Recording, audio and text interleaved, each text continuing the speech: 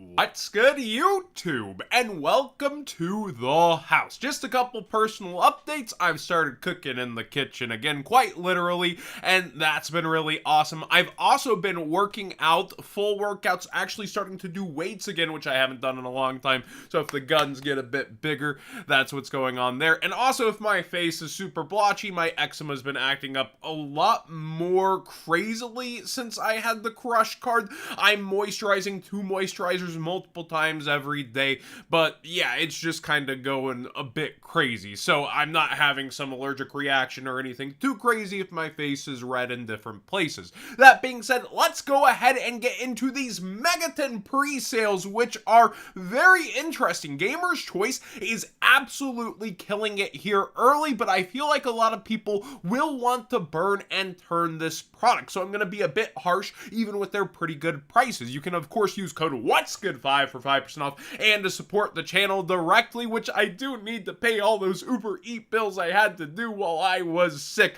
That's why I mentioned getting back to cooking. It has been awesome and cheap on the wallet to be cooking at home. Definitely adjusting some different life costs due to the crush card times. Let's go ahead and talk about the Megaton pre-sales though. I think the Cash Tier Decor is one of the better offers here because you get the 3 Fenrir and those would be $15 a piece anyway, so everything else is kind of just thrown in at you if you're after Fenrirs.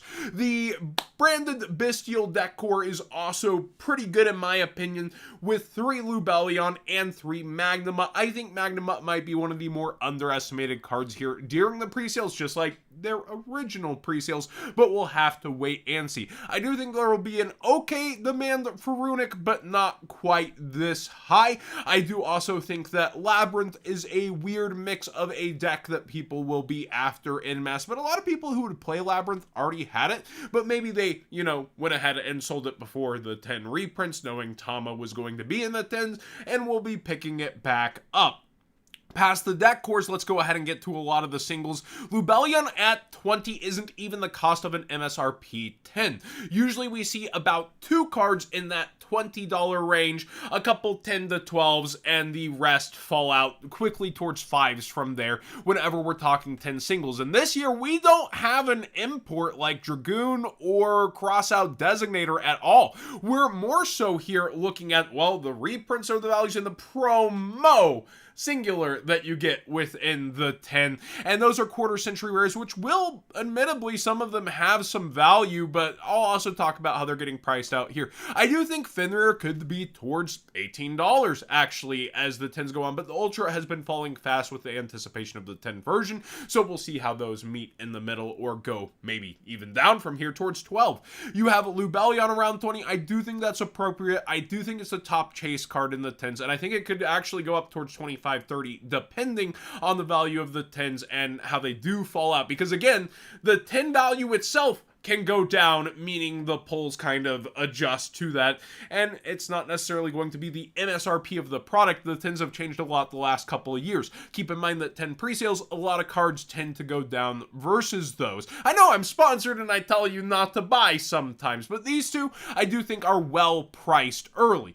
Stardust Dragon, some people were saying, seems a bit too high. It's one of the top Starlight rares as is. This is the 3rd 10 Stardust, I believe, ever with that Super and Secret before. This is a super nice version of it in my opinion, and for past format play and utility over just collectability, it's up there. I see why Gamer's Choice is going for that. And then Dark Magician, I could see wondering which one would be on top. I think it'll be Stardust, although a nice version of Dark Magician does tend to do some lifting. I think it'll be more towards 8 to 5 though, depending. We'll have to wait and see. Black Rose I also think should be more towards 8 to maybe 5.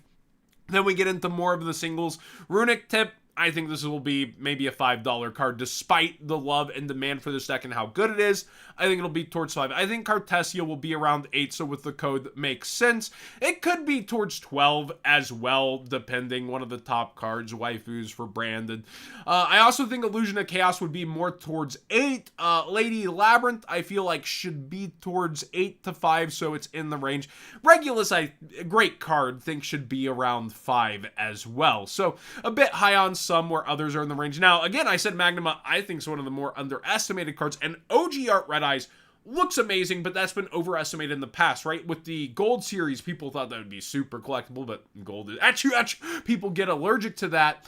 I feel like this Red Eyes, great potential, but how will it pan out on the market? Magnema, I do think is a little underestimated. I think this could be the $12 card of the 10s and 7 here. $6.99 early. Interesting, but I feel like this is an upgrade to an already super played card. You have Dragon Link reappear towards the WCQ every year, so will it get lower than this towards 5 as people burn in turn?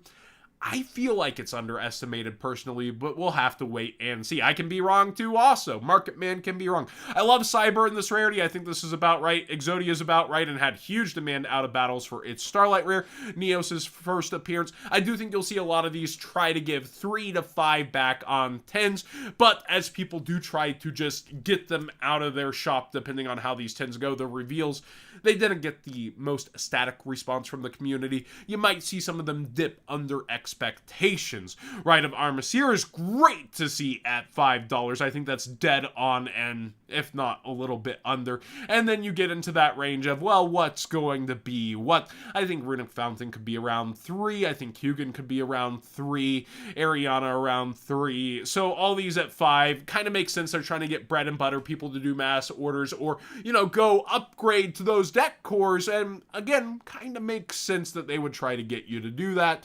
Other than that, Muckraker at 4. I feel like this should be a $3 card, but this has been so underestimated on the market as a whole. And it's a Prismatic Secret Rare.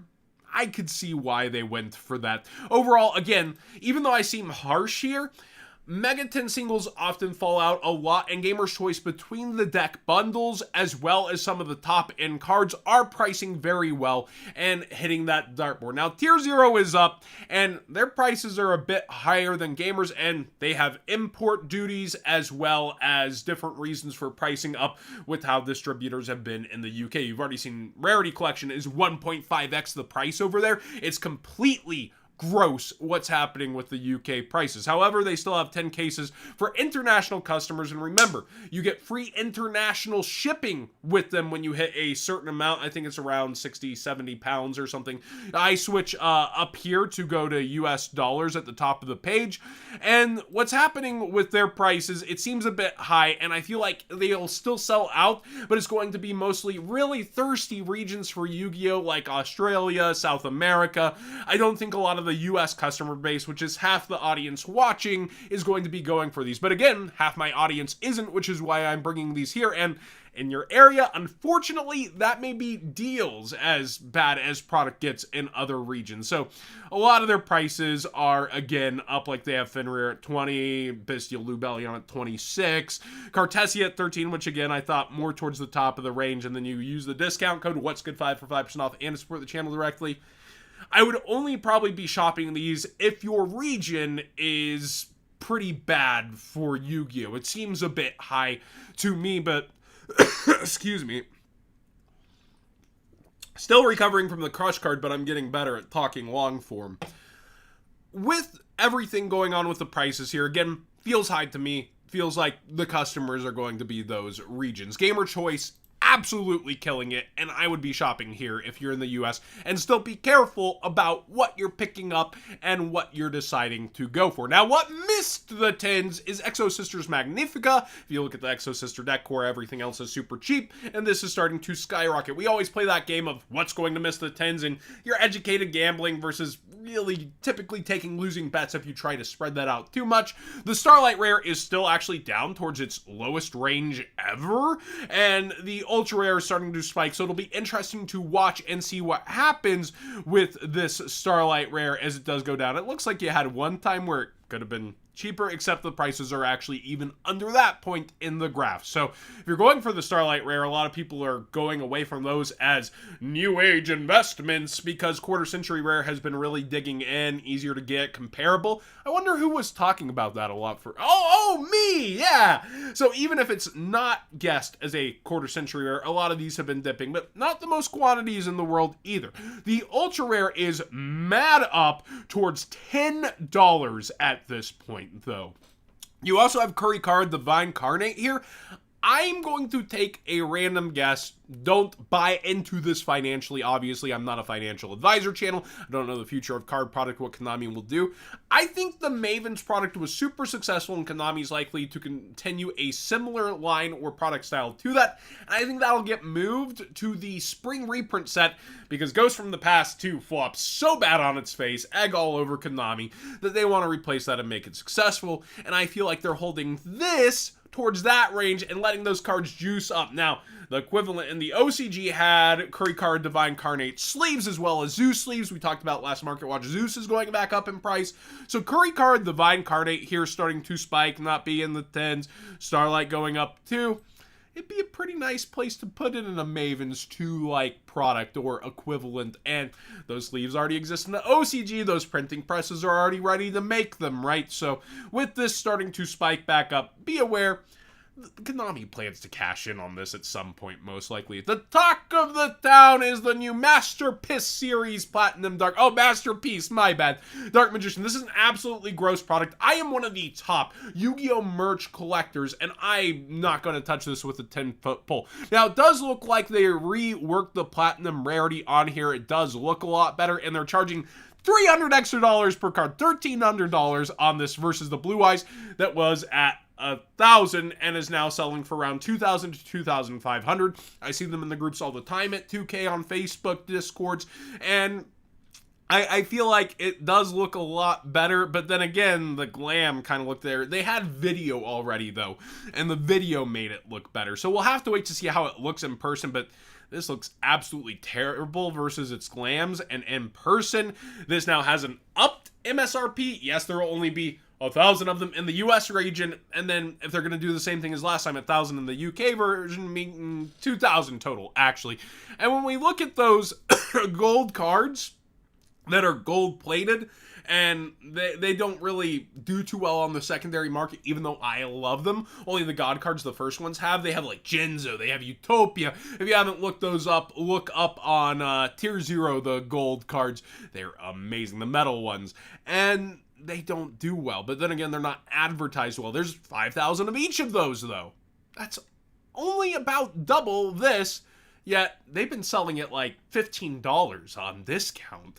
So like these kind of gimmicks, like over time, don't do the best. Masterpiece series was so overhyped, and this used to be going 4.5K to 5K. It's fallen to 2 to 2.5K. Dark Magician isn't nearly as iconic as Blue Eyes White Dragon, and I think Dark Magician Girl is something that is the Charizard of Yu-Gi-Oh! That would go. I think they're trying to get the line interest back in Blue Eyes, spike Blue Eyes on the secondary market. Konami does pay attention to the secondary market. Before releasing Dark Magician Girl, they should have just gone straight to DMG. This isn't the card to do it with, and it'll be very interesting because I was even saying, well, it could be like $1,500 to $1,600 resell, but with this, taxes, shipping, like that's going to be like near 14 some odd to 15 as is, so resell value. Yeah, desperate people will buy it early, and then I think you're going to see it fall off. But we'll have to wait and see how it actually does. I'm just not a fan of this series, and it's been consistently going downhill, and you all have watched that happen. Like, you know, it's still a win for people who bought in at 1,000, right? Like, obviously, they're double their money on a huge amount of money, but considering a lot of people bought secondary market 4.5 to 5K, you're losing a lot of your money if you went in earlier, like where people were reselling. Guardian Chimera is mad up. We talked about the Chimera stuff being up on the last Market Watch, so be aware this card also is with that, actually does play with it, and already had a home in Branded Despia. You have the You Are from Maze of Memories, the Ultra, up towards $30. The Secret Rare is barely ahead of that. I would get that over the Ultra Rare, in my opinion. And then you have the Collector Rare also spiking up, almost hitting triple digits. I sound like a weatherman there. Relinquished Anima is also going up. Multiple decks are playing this right now. It's a penny stock that I've said to always be wary of. And when it's like floating $1 to $2, I've always said, yeah, you should probably be getting that. It's only up towards $3, so not like a massive up, but still lower on quantities. I would get the Secret Rare over the OG Ultra Rare, but the OG Ultra Rare is super low on quantities at 35, while there are 93 total listings on the Secret. Tour Guide is up for Unchained, specifically for the most part. You see almost every single lower version of this is almost out of quantities, and then there's past format play too. People seem to prefer the OG art, although Dual Overload Alter art is also up there. I recently got a giant Tour Guide, finally. The gold rare at Shoe People Allergic, it's the last one to go. Ultimate rare is actually down instead of up in price, but OG First Ed Secret Rare is up in price a couple dollars, I think towards 70-ish. Where the Ulti is actually far under market price, which had been falling out for some time after its re-hype in not recent metagames, but, you know, about a year and a half ago metagames. So, this has been on free fall. Sorry for all the coughing again. Crush Card recovering. Want to do videos. Live editing done cheap. First edition up a bit, and all the lower copies, for the most part besides gold rares, seem to be going up on TGU. Wolfbark is kind of funny because it's TGU-esque. For the Fire King stuff, it looks like people have decided to big brain gamble and buy out the first editions. I guess there's some niche pass formats you could try to popularize with that too. But be aware, OG First Ed is mad up, and yeah, actually, the Megatons aren't up at all if you want a secret rare first edition from the era where the tins didn't change the rarities at all. So you can get yourself a secret for like $1 first edition mega pack still. But yeah, look at this. They're like completely gone. There's none of them left on the market. But if we do go back to the mega pack one real quick, you'll see front page. You can, well, the damage. Yeah, there was one on the front page for 70 cents. Get them around $1 still and just, you know, enjoy it. There's so many damaged ones. Sheesh. But yeah, here's $1 free shipping on orders over $5, free shipping on orders over $5, etc. Zeta Reticulant, however you say that, Reticulant. It's an alien card. Apparently E3 has shown this in Edison, and whenever he does something big in Edison, people really like to join that hype train. Eva token, watch out fellow Yugi Tuber getting tributed. But anyways, when we go up here, it's completely bought out for the first eds. There's barely any unlimbs, and people are just jumping on this hype train of a card with only one printing that's already been pretty hard to get, and people love their aliens. So be aware of that. Actually go look at it, see how it performs, see how it plays before overdiving into the hype. But old cards like these are easy to make disappear, and people have been doing that. Thanks for watching today's video. Sorry these are running too much longer. I know I'm slower. I still got the brain fog, and I swear it's not just for that sweet ad revenue coming back from being off for a while. It definitely is.